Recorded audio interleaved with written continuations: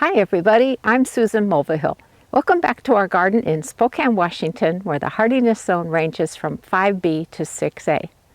What's the topic for today? How to grow beans, both bush beans and pole beans. Although to be honest, I really focus on pole beans because they are so much more productive than bush beans. Now I have an interesting story to share with you. Back in 2019, I shot a video about how to grow beans. And would you believe it has been viewed over 917,000 times? That is almost 1 million. And I thought, it's really time that I updated it. And I want to make sure that you guys all know how easy it is to grow beans and how productive they are. So another amazing thing is here it is, May 1st, and it is really hot. It's so hard to know what the weather's going to do over the coming month, but I'm taking a chance on this and starting the beans a couple of weeks earlier than I usually would. Both beans and peas are members of the plant family Fabaceae. However, peas need to be started earlier because they are more frost tolerant, whereas beans are definitely not frost tolerant, and so they should be planted after the danger of frost has passed. My favorite pole bean varieties are Vortex, Musica, and Monte Gusto Yellow. My favorite bush bean varieties are Top Crop and Contender. Bean seeds typically remain viable for about 3 years, so it's always a good idea to look at the packed by date on your seed packet to see if you're within that time frame. But even so, it's very easy to test bean seeds for their viability. All you have to do is take 10 seeds out of the packet, wrap them in a lightly moistened paper towel, and put them into a clear plastic bag, and set them somewhere like on your kitchen counter for about 10 days, and then check on them. See how many seeds have sprouted. And the great thing about using 10 for your sample is that it's very easy to figure out the percentage rate. So if all 10 germinate, obviously that's 100%. If 5 of them germinate, that's 50%. So it's always worth testing them before you toss any old seeds. Now, I prefer to start my bean seeds indoors ahead of time because I get great germination rates, and it makes it easier to know what the final spacing in the garden should be. However, I can't do that and plant the seedlings and give you information on bean care and harvesting all in one day. So today I'll do the planting and cover that aspect of things. I'll show you the supports that I'm going to grow them on, which people always love. And then in 2 weeks' time, hopefully, I will be planting the seeds in the garden and talking about care of your bean plants, which is minimal, and the different ways you can use your harvest. Let's take a quick look at the different types of supplies I'm going to use to plant the bean seeds. First of all, I've got a rather unusual looking seedling insert. It's called the deep root insert, and it has quite deep cells. And that's because bean roots are a pretty good size, and so I want to give them plenty of room and not stress them while they're first getting going. So I've got that. And then I also have a seedling tray that does not have any holes in it.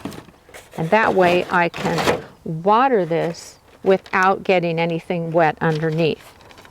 I'm also going to use a product called No Damp Off.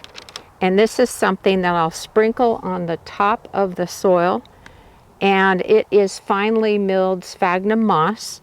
And it prevents damping off disease, which is a really annoying fungus that can wipe out a whole tray of seedlings in nothing flat. I've got a little water on hand. I have pre-moistened some seed starting mix. And what I'm using is Pro Mix with mycorrhizae. And then, of course, last but definitely not least, I've got some seeds here.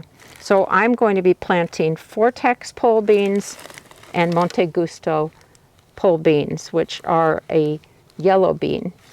So I'm in the process of filling this seedling tray.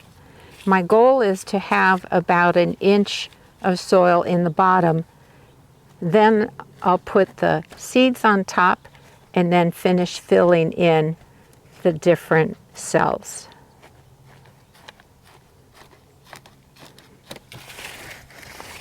Okay, that's a good start.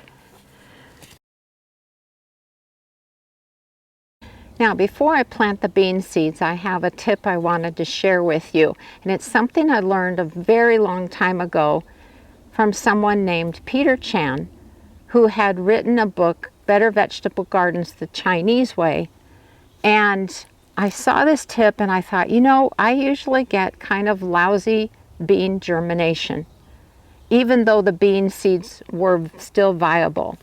And so I wanted to pass this tip along to you as well. I think it primarily applies when you are starting seeds in a container ahead of time rather than directly sowing the seeds out in the garden. But if you've ever had trouble getting bean seeds to germinate, in either case, indoors or out, then you might want to try this tip. So if you take a look at a bean seed, it's got that basic kidney shape, right? And at the center of the curve, you'll notice there's a little like a scar looking thing. That is where the root will emerge and go down, and the sprout will emerge and go up under normal circumstances. In this case, I'm planting the seeds in these cells, and it's kind of tight quarters in there. And so sometimes I think what happens is that the seed doesn't have the energy in it to orient itself appropriately in order for them to germinate and grow. So I read about this tip with great interest because I had been having some problems getting my bean seeds to germinate regularly. And what he says is when you're planting the bean seeds, plant that little scar in the curvy edge pointing down, and you will get great germination because it's already oriented the way it needs to be in order to send that root down and the sprout up. So I thought, you know, I'm going to give that a try. Holy cow, what a difference it made. Now, I also have to add something interesting. I have been given a bit of grief for passing along somebody else's tip that has worked well for me, from folks saying, that's ridiculous. You don't need to do that. You just put the seed in the soil and that's that. It'll germinate just fine. Well, in my case, it definitely made a difference. And so that's why I always like to pass it along to folks, especially if you have been having problems getting your seeds to germinate. So you can take the tip or leave it. So here are some of the Vortex seeds, and you see those little scars, so they're definitely easy to see. And I'm just going to plant them with the scar facing down.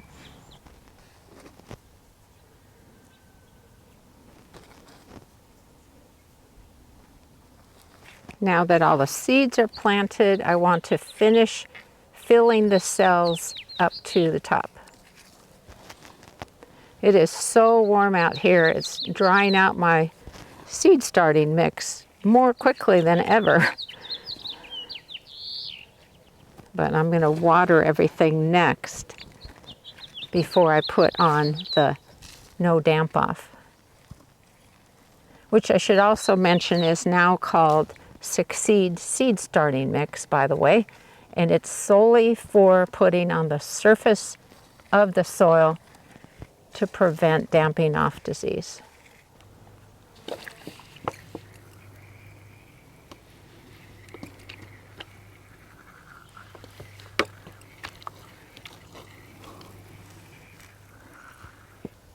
And you can see I'm just putting just the lightest cover of the no damp off,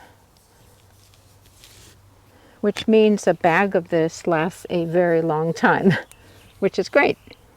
So now I've moved this planted tray indoors under our grow light, and I'm going to put a clear plastic dome over the top which increases humidity, and that makes it easier for the seeds to germinate. Now we just have to wait on them. Now, if you want to plant your bean seeds directly out in the garden, make sure that the danger of frost has passed, and the seeds should be planted 1 inch deep. As soon as the majority of the seeds have germinated, I'm going to move them right into the hardening off process, and that is the gradual introduction of the seedlings to the sunlight, because indoor grow lights are nowhere near as intense as this thing up here in the sky, the sun. It is just so intense, it will burn their leaves if they haven't been acclimated to it. So what I'll do the first day is to move them outdoors for about an hour in an area that's relatively shady, and then I'm going to move them back indoors. The next day I'm going to move them out for 2 hours, and I'll slowly each day add 1 hour, and then always bringing them in after their time is up, and then also slowly moving them into more and more light. So there'll be filtered light, and then slowly heading towards direct sun.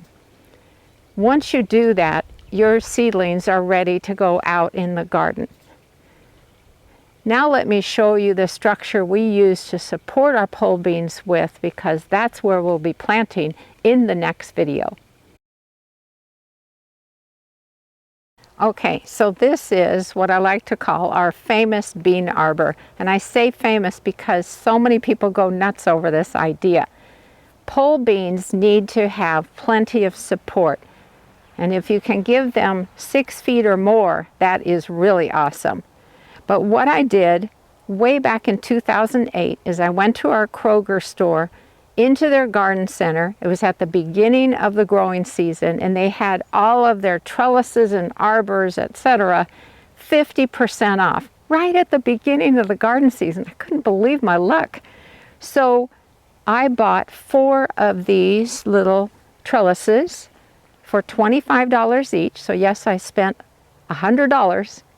And what I did is I spaced them a few inches apart so it would be an arbor covering this area here. And the very best part of it is that the beans will hang down on the insides, and that means I get to stand in the shade, because there will be all of these vines, and harvest them in comfort. That's what I love. So you might consider doing something along these lines. Just check out your local garden center, your home center, Kroger's. I mean, you just never know who might have something that's a pretty darned good deal. But this has worked so well for us, and when I plant them, you'll see exactly how it's set up. I also wanted to mention that our raised beds are spaced 3 feet apart, and these trellises are 4 feet apart, roughly 44 inches. And so I just move it a little bit onto this bed, a little bit onto this bed, and it works great.